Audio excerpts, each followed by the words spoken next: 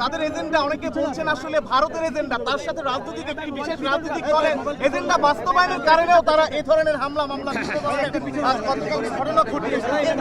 কি বলবেন আপনারা কিভাবে দেখেন? আপনাকে ঝেড়ে কথা বলতে হবে। বিশেষ কোনো রাজনৈতিক দল না, এটা আওয়ামী লীগ। আপনাকে বলতে হবে এটা আওয়ামী লীগের ভারতে বসে এটা ষড়যন্ত্র। আপনাকে স্বীকার করতে হবে এই দেশে হিন্দুত্ববাদী রয়েছে।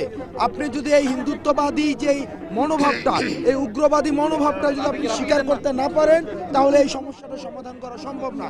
এই হিন্দুত্ববাদ আমাদের এই যে সার্বভৌমত্ব এবং ন্যাশনাল সিকিউরিটিতে একটি বড় একটি থ্রেট। আমরা বারবার এই হাসিনা পালিয়ে যাওয়ার পরে আমরা দেখেছি যে ষড়যন্ত্র অব্যাহত আছে এবং ভারতে বসে উনি দেশের স্থিতিশীলতা নষ্ট করার জন্য পায়তারা করে যাচ্ছে। এই কারণে এই যে ঘটনাগুলো ঘটছে, গতকাল সাইফুল ভাইকে নৃশংসভাবে যেভাবে হত্যা করা হয়েছে, সেটি হচ্ছে হিন্দুত্ববাদী উগ্রবাদিতার যে প্রকাশ, এই উগ্রবাদিতার বহিঃপ্রকাশ ঘটেছে।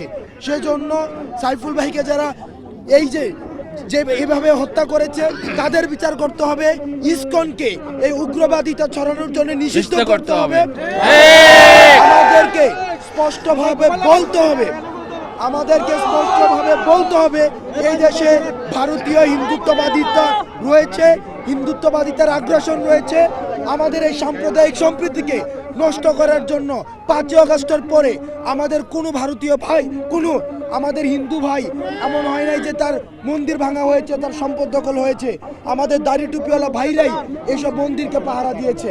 কিন্তু আমরা দেখেছি ভারতে বসে এই যে ষড়যন্ত্র চলছে, এই ষড়যন্ত্রগুলো আমাদের রুখতে হবে এবং ইসকনকে নিষিদ্ধ করতে হবে।